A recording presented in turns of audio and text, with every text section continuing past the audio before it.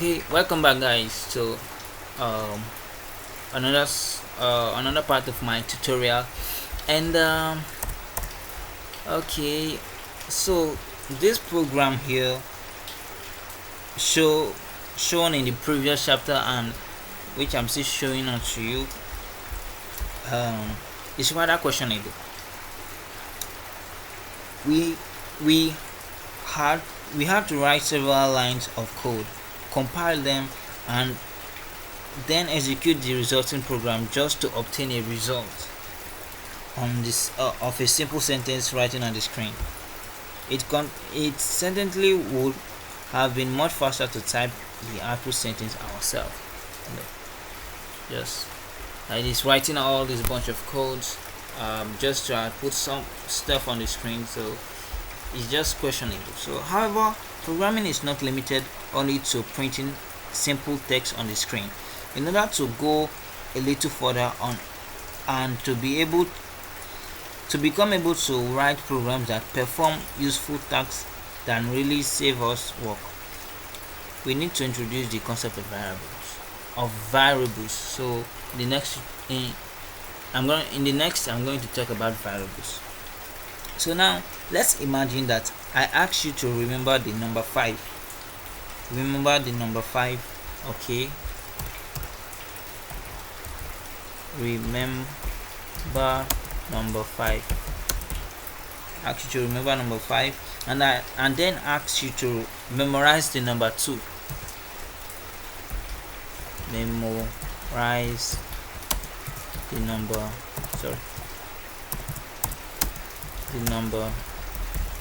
2. So memorize the number 2. At the same time, you have just stored 2 different values in your memory. Okay, now if I ask you to add one to the first number I said, that is, add number 1 to the first number I said, you should be retaining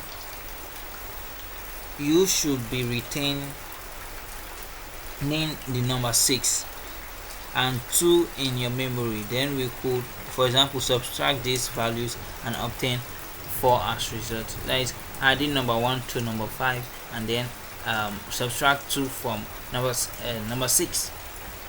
The whole process described above is a simile of what a computer can do with 2 variables. The same process can be expressed in C++ with the following set of statements. I'm going to show you the statement.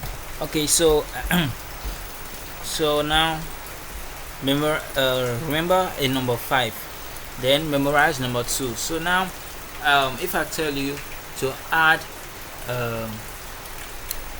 number 1 to the first number I ask you to memorize, which is number 5, and then which is 5 plus 1, which is 6. So and the first number I gave you was number 5, but now it's number 6. So now the result of those 2 numbers, if we subtract them, will be 4, which is 6 minus 2. Okay, which is 4. Okay, now if we want to write this in C++, it's going to be this way, by saying we're going to say, let me say, x is equal to 5, y is equal to 2, x is equal to x plus number 1, and the result is equal to x minus y. Minus y. So in C++, this is the same thing as this operation here. Okay, so now obviously this is a very simple example, since we have only used 2 small integers, okay, to store millions So we can also store millions of numbers like this at the same time and conduct sophisticated mathematical operation with them. We can now define variables as a portion of memory to store a value. Um, so variables are just a portion of memory for us to store values into. Okay, just like how we did in how we used to do in mathematics class and so on. Each variable needs a name that identifies it and distinguish it from the others. For example, in the previous code, the variable name and the variable name x, y, and results. But we could have called the variables any name we want to call them. You can call them James number, stuff like that, your number. Okay, so you can name them anyhow, but this is going to produce an error because it's not fully okay. So let's talk about identifier. So the name of that portion of variable is called identifier. Okay, so just think about variables as a portion of memory where we can store stuff. So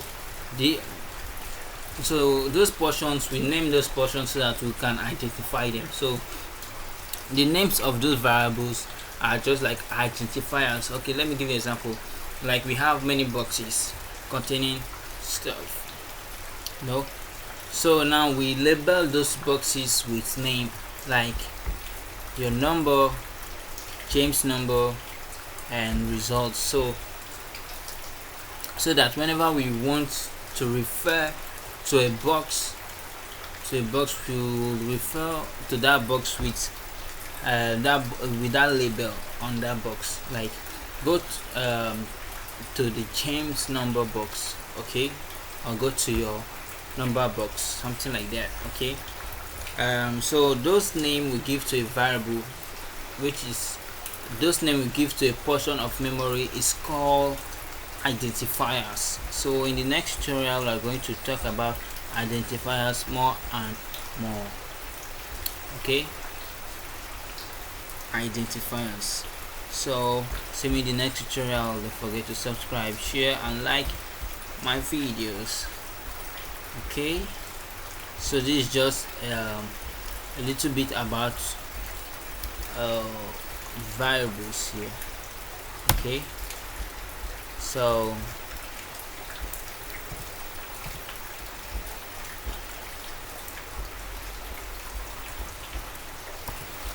what is identifier?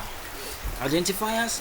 A valid identifier is a sequence of one or more letters, digit, and underscore character. Space, punctuation marks, and symbols cannot be part of identifiers. In addition, identifiers shall always begin with with a letter, and they can also begin with an underscore character. So underscore character, but such identifiers are on most cases considered reserved and compiler specific keyword or external identifiers, as well as identifiers containing two successive underscore characters anywhere. In no case can they begin with a digit. Identifiers can never begin with a digit. Okay, C++ use a number of keywords to identify operation and data description. Therefore, identifiers created by a programmer cannot match these keywords. The standard reserved keyword that cannot be used for programmers will be I will use them in a couple of tutorials, and I will tell you these are the identifiers from C++ and stuff like that. So very important, the C++ language is a case sensitive language. That means that an identifier written in capital letter is not equivalent to another one with the same name but writing in small letter. Though, for example, the results result